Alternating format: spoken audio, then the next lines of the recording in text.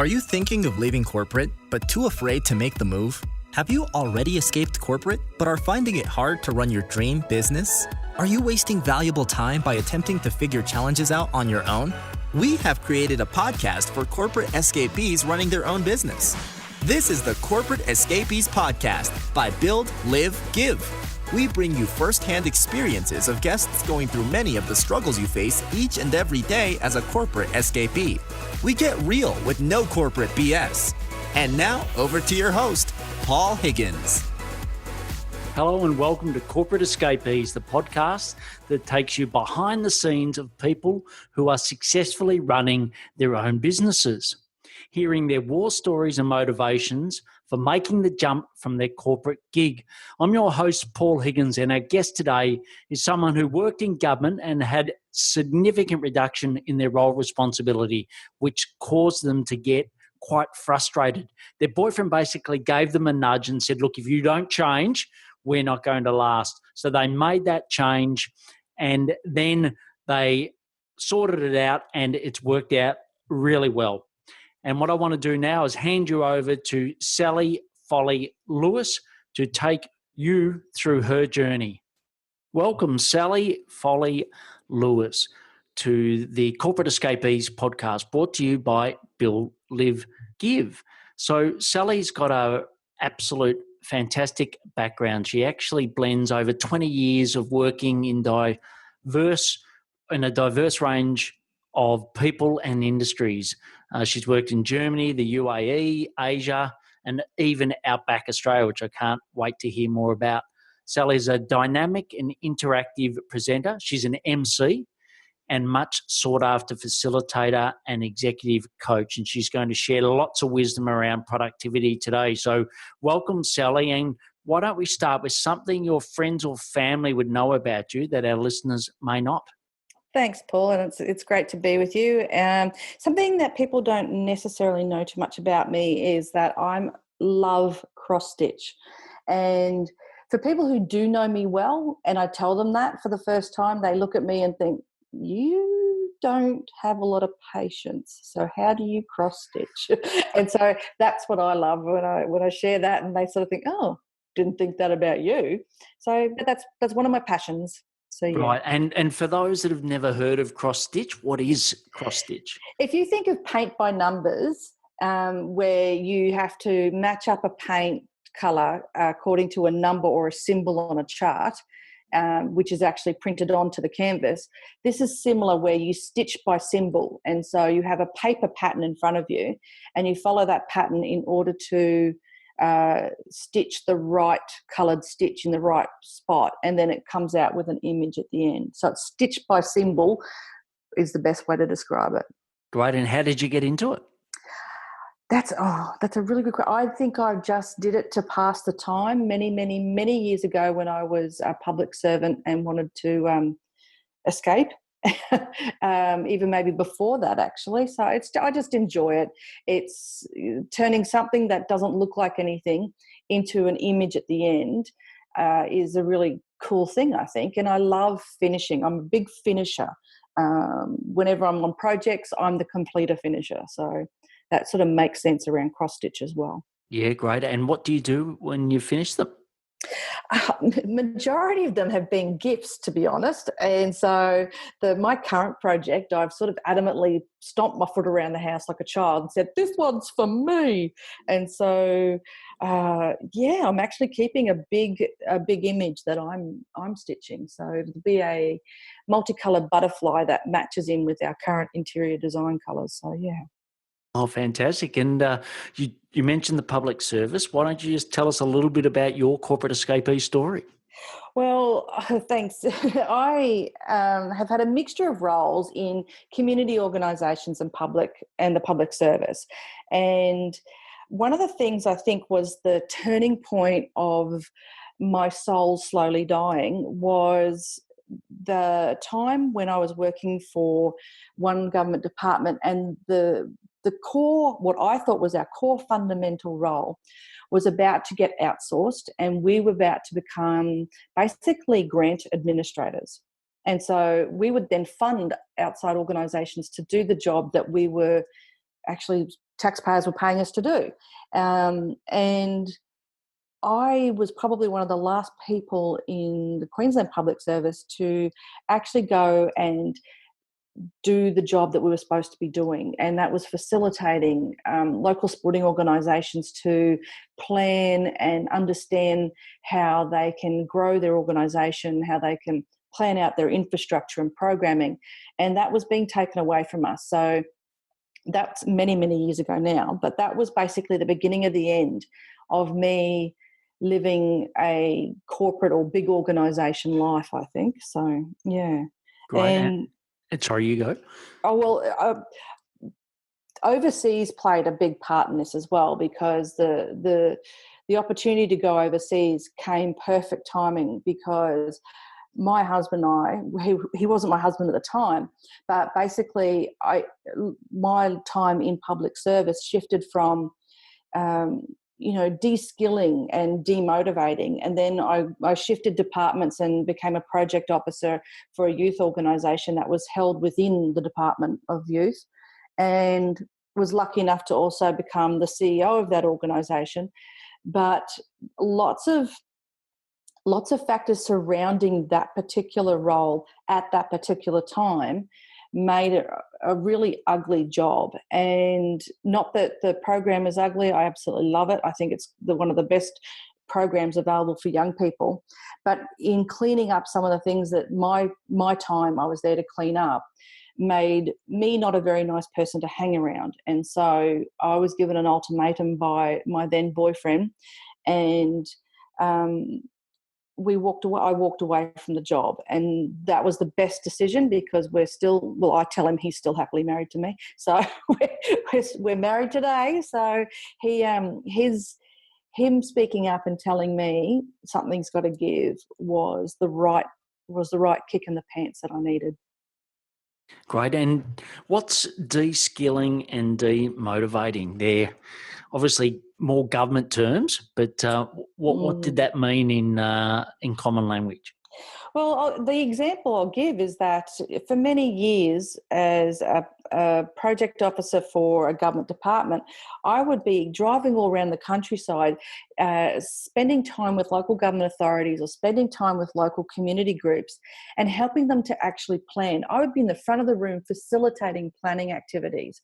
I would be walking around, say, the local government authority and looking at where they wanted to put infrastructure for the community.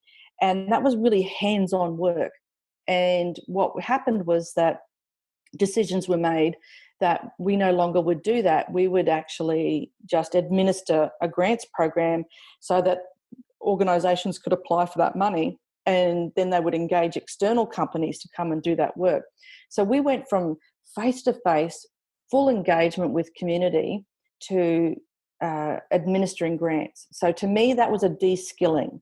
We no longer were given enough time and access to community. We had to sit inside our office and tick and flick a piece of paper. So in my world, not everyone would probably agree with that, but to my way of thinking, I was that you could see a de-skilling, so removing skills from our roles. And so to me, that was a very big demotivator. I wanted to be out there doing, and to me, it was more tangible by being face-to-face with how we were spending tax dollars. I know that actually on paper it's the other way around, but we had a presence, and that was being minimised and taken away. And what was the first thing that you did once you left the government, in your own business or in a small business? The very first thing I did was, once I took a massive big deep breath and actually submit my resignation, that afternoon I got 4 phone calls offering me jobs. So one of the things I think is really important to note is that the stress around making that decision was huge, and it was not easy. It's one of those things where we had to sit down and work out, what does that mean for us financially if I don't get a job straight away? Because it was not a decision necessarily to start my own business. It was around what it is we're going to do. it just so happened that at that time, or in a short period of time, an opportunity to go overseas for my husband came up, and that meant that's what we would do. So we were actually planning an elopement for 9 months' time, which turned into let's get married in 6 weeks. So it was sort of this whole big messy time period of me being not very nice to hang around, my boyfriend at the time giving me an ultimatum. I finally make the decision and resign. I get 4 job offers, which I never expected, which were really good projects and short-term roles, considering we then had the opportunity to go overseas. And then, so we also then had to get married because we were moving to a Muslim country and we weren't going to break any laws, and we were getting married anyway. So it was kind of really messy. And I think expecting those transitions to be smooth is a little naive, because they aren't always smooth. Great. And sort of with that transition, did you get any help from anyone other than your boyfriend at the time? I spoke to my friends a lot. I also, when I was in the thick of not being very nice to hang out, to be home with, I did go to my GP and we had a chat with her at the time, and she was the one that set us straight and said, you guys need to stop thinking about just the emotional side of it and actually do your maths around how much money it would cost if it was just one income. And just doing that objective exercise made a huge difference to the confidence of being able to cope. So that was one of the things we did. Great. And as you've sort of, gone on and grown your business and grown your productivity practice, what other help have you got during that journey? Well, there's a period in between from leaving corporate to actually living overseas and then coming back home. And interestingly, when we came back to Australia, that was the absolute fundamental decision that I will never work for anyone ever again. And that was 2010. And so we landed in Sydney, of which neither of us had lived before. And so I felt like I had to start from the very beginning. I didn't know anyone. And I went to a lot of networking events and found a lot of people were willing to tell me how to do something in order to get a squazillion amount of money in 6 months, or, use my program and do it this way. And while I don't necessarily advocate being completely cynical, the little tiny button in me that is a little bit cynical kept getting pushed. And it sort of saved me from spending a lot of money on a lot of other people's processes that wouldn't have actually worked for me. And I think in some regard it slowed me down because I didn't actually follow anyone's advice to 100% of their, the way they say to do it. But at the same time, I think it saved me from spending money that probably would have backfired on me. And I guess it's not until just recently that I have found some support that has actually made 100% success and sense as I've worked through it. I think along the way, it's about networking, listening, absolutely reading a lot, and reading not just whatever your area of expertise is, but I have got bookshelves upon bookshelves of personal development books, and I read things that aren't normally, they don't normally should show up as being either in the productive leadership area or personal development. Like, be curious. I think that's some of the things that have helped me find my way. I think I've actually been quite slow in getting any sort of success on the board, but other people don't see it that way when they're on the outside looking in as such. Great. And if we move now into the build section, when someone asks you, hey, Sally, what do you do? How do you answer that? I love that question because it actually changes quite a lot. And so I'm going to say today, my tagline, I'm a productive leadership expert. So what I do is I mix a really nice, tasty cocktail of productivity, self, and team leadership. Great. And when people say, so what does that mean, Sally? Like, give me an example. What would you say then? Well, when I work with individuals, we look at the way in which they do their work and the impact that has on their own success, their team success, and the organisation's success. When I work with teams, I have a look at the way in which they interact and the way in which they complete work in order to achieve the goals that are set out by the team and the organisation. Great. And what's something that you know, and you often see people that don't get it as well as you around that topic? Around productivity. Yeah. It's interesting you say that, because some of the work I do, I actually get people over the course of the day to highlight what they'll start, stop, change, or continue doing. And 90% of the time, it's being clear about their boundaries and being clear about their self-care, because those two tend to get in the way of them getting the important work done versus everybody else's urgent and busy work. Great. And describe your ideal clients. I often create avatars for who I'd love to work with. And so these people are middle managers, and they either love what they do, they just want to do it better and find efficiencies and find ways in which they can lead their team, or they're middle managers that's looking for the next step up in their leadership journey. And so these people, they're probably university educated, or they've worked their way through the organisation and have had training along the way. And it's about finding ways to shine in the middle, is what I like to call it. I absolutely love working with middle managers. Anyone who has a team that reports to them and then they also need to report to senior leadership is who I love to work with. And I know that a lot of thought leaders or experts find it hard sometimes to get to those people, to those organisations and those people within the organisations. How have you found ways to improve that? I think it's a multi-pronged approach, and it's about your visibility and your positioning. If I want to have a room full of middle managers, then I am needing to prove my expertise to the decision makers. And that's not always the middle managers themselves. They can be great champions, but if you're in business to help a certain cohort of people, then who are the ones that are making the decision? Who are the ones that are signing the check? And I think sometimes when we get into business, that's a lesson we need to learn. That it isn't always clear at first. And so, as an example, for the people I love working with, I could be having conversations with the head of learning and development, the head of HR, the CEO, or even the head of a department who does have decision making and maybe some budget authority for their own team. And so it's about, say, the chief operating officer who wants me to come in and work with his or her management team.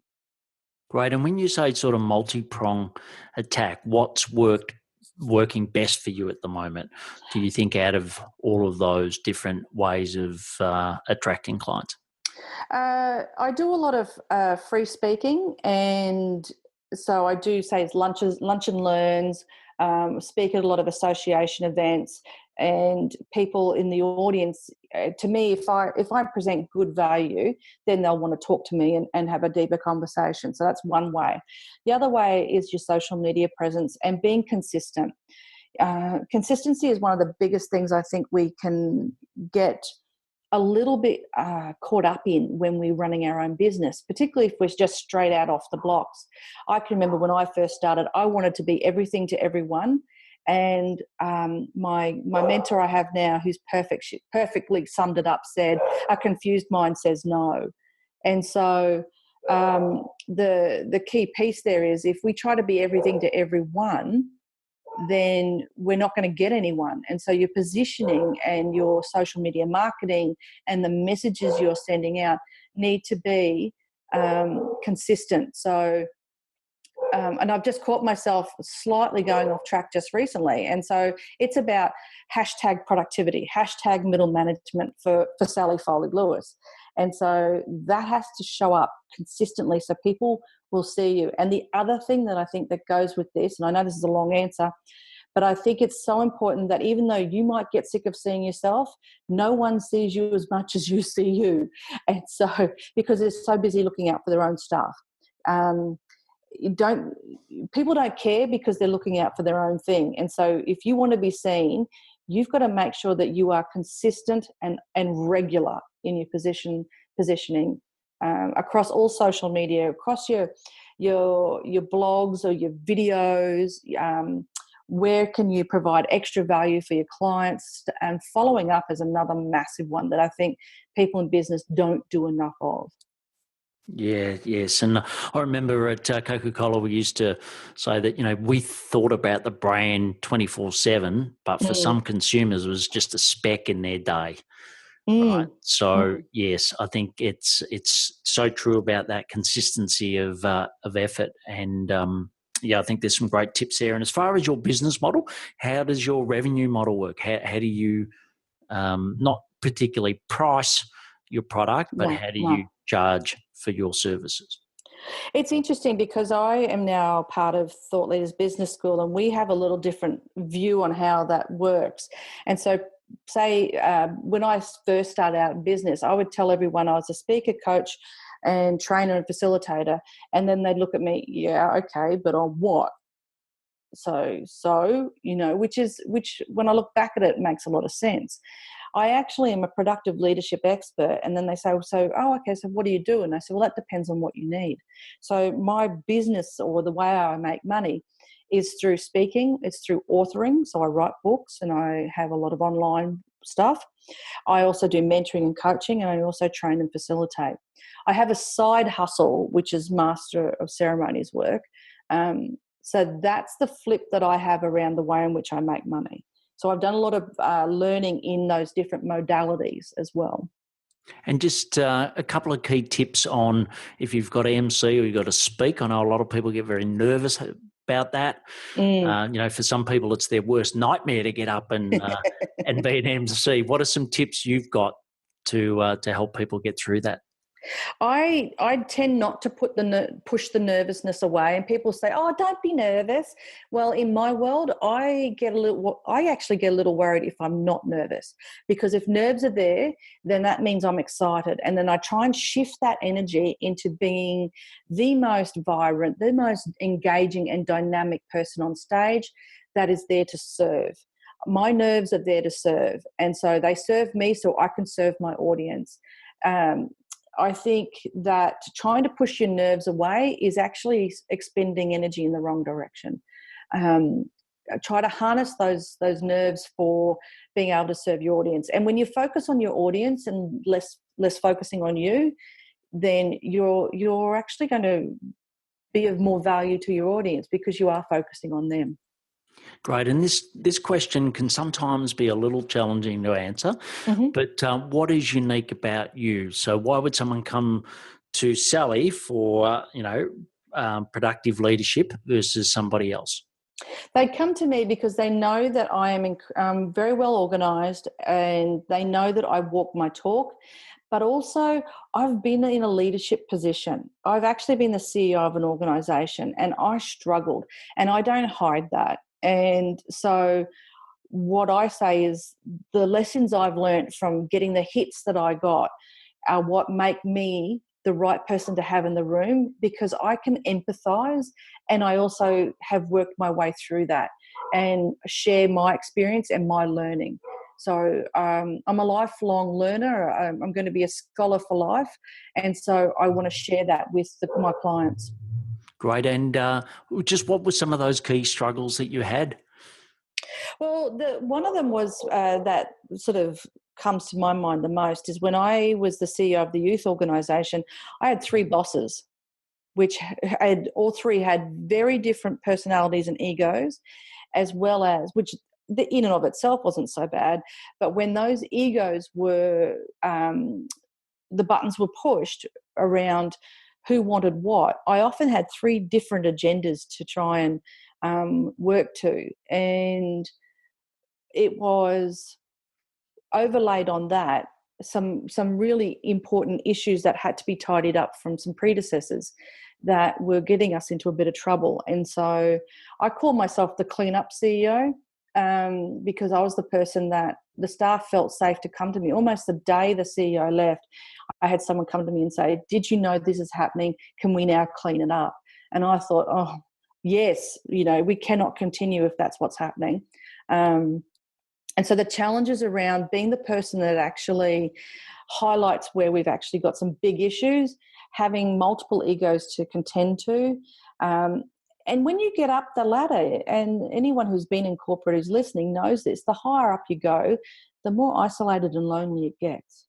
And the pressure that you feel, because somewhere inside your head, the minute you get promoted, there's a little switch that flicks that says, okay, they believe in me, therefore I have to have the answers.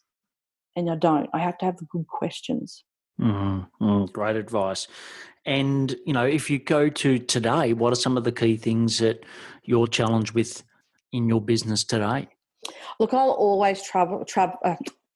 What's the word I'm looking for? Struggle. I'll always struggle with English and also sales. Selling yourself. I am the product that I sell is me. It's my experience and my expertise and my ability to assist other people. And so selling that is always probably going to be my toughest component. And therefore, I am. I have a mentor that I work with who helps me with that. Yeah. Great. And what are some practical things around that selling? Because, that's an obvious challenge and struggle that a lot of people have. So what are some practical things you and your mentor have done to help overcome that? I think scripting things out is really important, and also creating templates for yourself. Now, sometimes we receive an email and we look at it and we think, oh, could that be any more templated and impersonal? To me, the template is the basics. And so what it does is, instead of looking at a blank screen, it creates something of which I can then edit and put Sally into it. And so templates and scripting is really important. Consistency as well is absolutely mission critical. In my calendar, I have 5 by 5. And what that means is every 5 days a week, I will make 5 contacts. Now, that could be a text, an email, sending a letter, making a phone call, tagging someone in social media, but it's 5 by 5 every day, so that I am being consistent in my positioning, and I'm staying front of mind for people who may want to buy me. Because if my memory serves me right, I think we're up to about 10 touch points before someone will buy you, because they need to know, like, and then trust before they buy.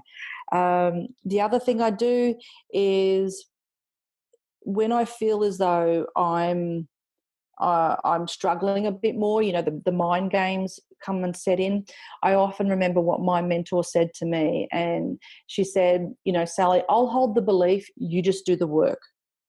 And that has been some gold for me, and which means, shut down the mind chatter and just get on with the work.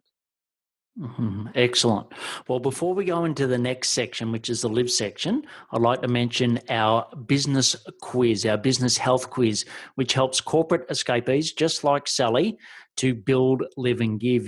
You answer questions using a cool bot that we've created, and then you can either give your email address where we can email you the responses, or you can book a call and I can go through that with you. So just go to buildlivegive.com and take the quiz today. So the next section, as I said, is the live section. So tell us about some of your daily habits that help you be successful.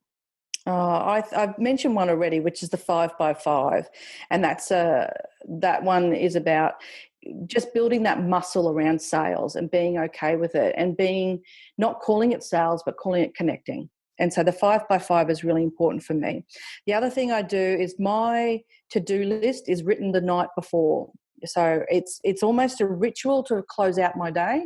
I will populate tomorrow's calendar today, so that when I get up in the morning, I don't have any excuses to faff around and muck around. I have my list there ready to go. What I'm trying to do in everything I do is create create the space where I can find distraction. So the other things that I do is when I travel a lot for my work, and so I'm in hotels a lot. And when I book my hotel, I actually have the mini bar removed, because if I I'm finishing one event in one city, then I've got to catch a plane, and I get in at 8 or 9 o'clock at night at a hotel. The last thing my tired little body really needs is a chocolate bar and a packet of chips and some nuts and some soft drink. What it actually needs is good, nourishing food. And so because I'm tired, I don't want my decision fatigue to impact my choices. So things like that, thinking ahead around where I'm going to be and how do I remove any potentially bad choices. The other thing is my gratitude journal. I write in my gratitude journal almost every day. When I some days I forget, but most days I'm writing at least one or two things. And even when I'm feeling at my worst, I will pull my gratitude journal out and write something that's really innocuous. Thank goodness there was coffee in the house, that tells me that I'm part of a bigger thing. I'm part of only one little speck on this universe. And there are so many things that I have in my world that I should and can and will be grateful for. And so they're habits that I think have held me tight and held me well going forward. And before we went to air, you talked about Martin, your husband, who, thank goodness, he did challenge you to take the right choice by the looks of it. Yes, he and did. change your behaviours. What would you like to say to him about the support he's given you through this journey? Oh, he's the poet to this little warrior. He is the calm and I am the storm, hands down. And anyone who knows both of us knows that. There's no surprises there. I love his steadiness. I am so grateful for it, because when I feel myself, the heat rising, it's, what would Martin do? And I am eternally grateful for him being in my world. I'm not one of these people that thinks that I have to have someone else to complete me. But what I have found is that he complements me, and I know I do the same for him. And, there have been times over the last 8 or so years when I've been in my own business where maybe I should just go get a job. And he doesn't react to that. He doesn't get caught up in the drama of that. And which is good, because then it's for me to work out, but he's present and supporting. And he has always said, always along the way, you don't have to go get a job. Just keep going. Keep finding ways to keep going. Excellent. And the next section is the give section. So what's a cause or a community that you're passionate about, and why? Oh, I've always been involved with programs for young people. So I think at my heart, that's probably something that will always be there. I grew up with Brownies and Girl Guides, as well as the Police Citizens Youth Club. So I think anything to do with youth is going to be a big thing in my world.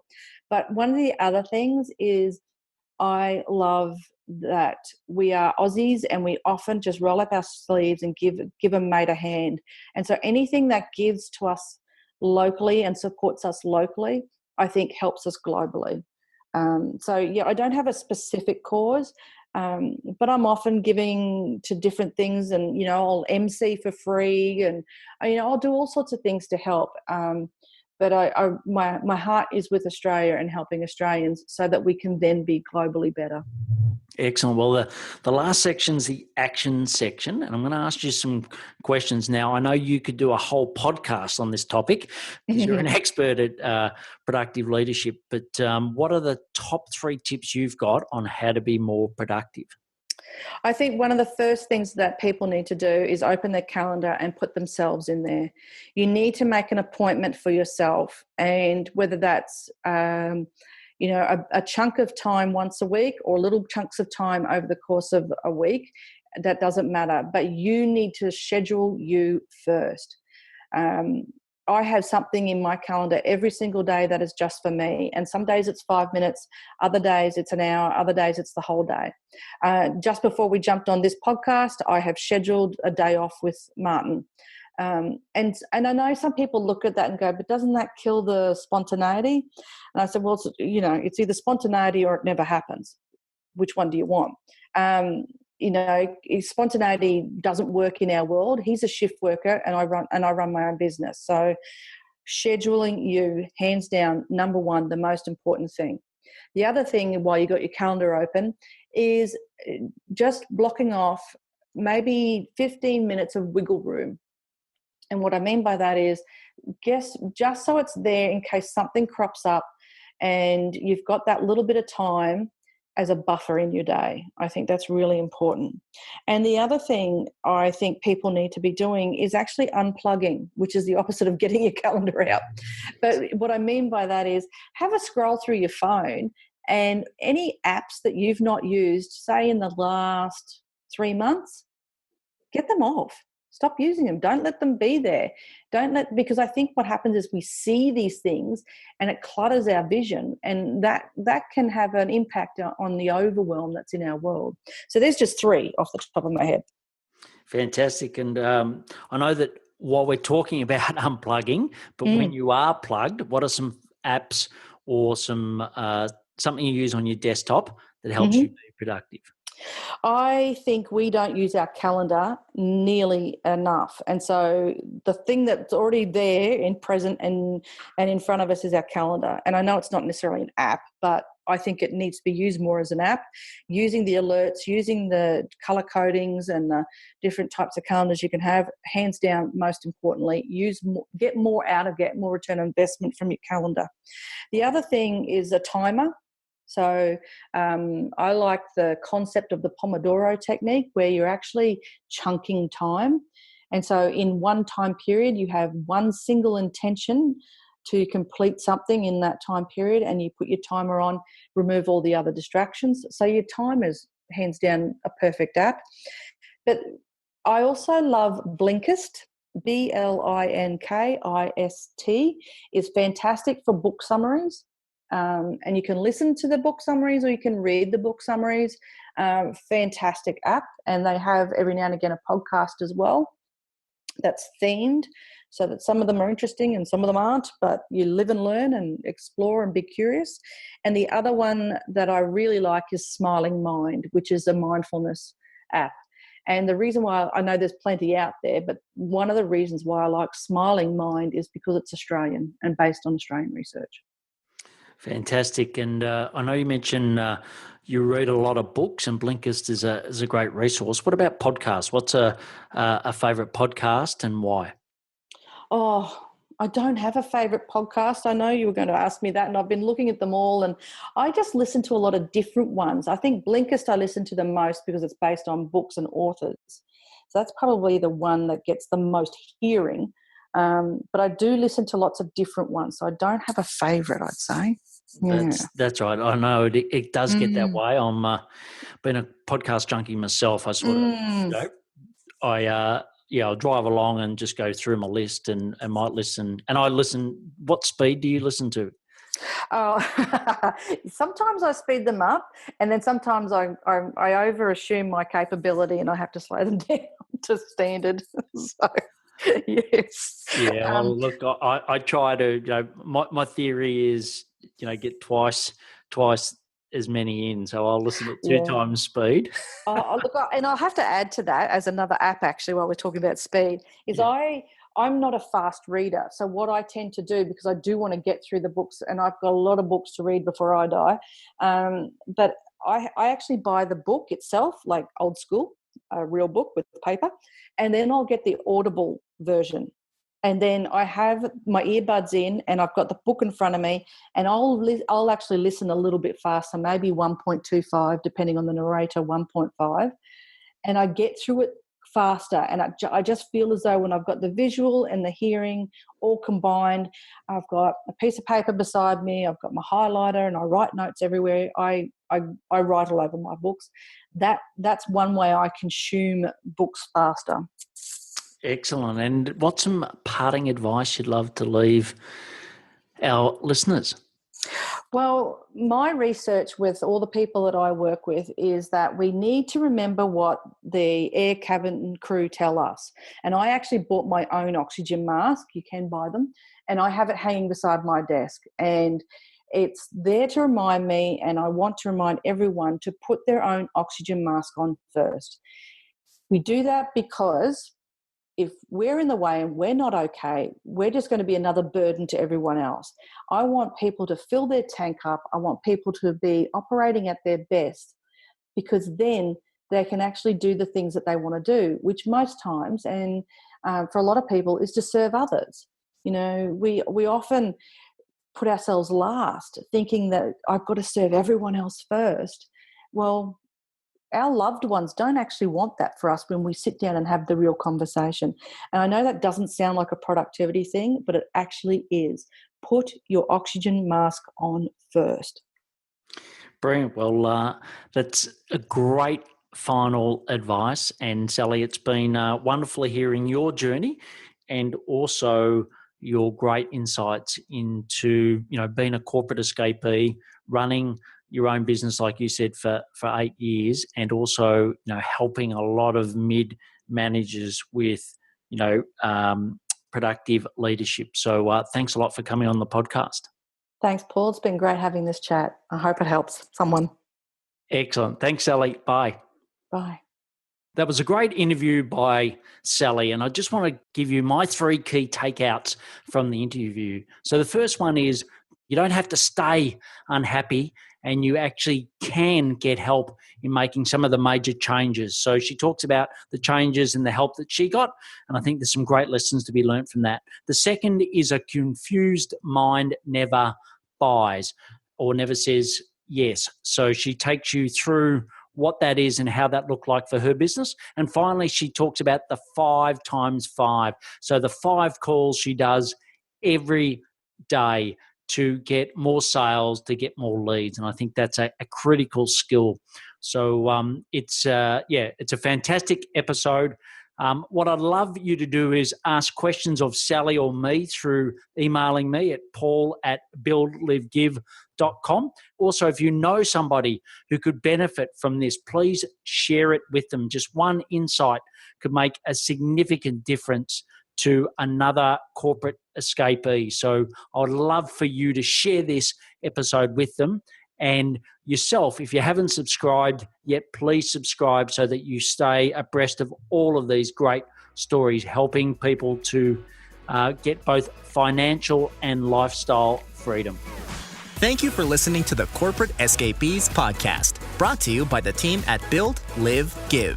If you found this podcast helpful, please share it with other corporate escapees. If you would like to join a community of like-minded peers, please visit www.buildlivegive.com. Until next time, thanks for listening and be brave.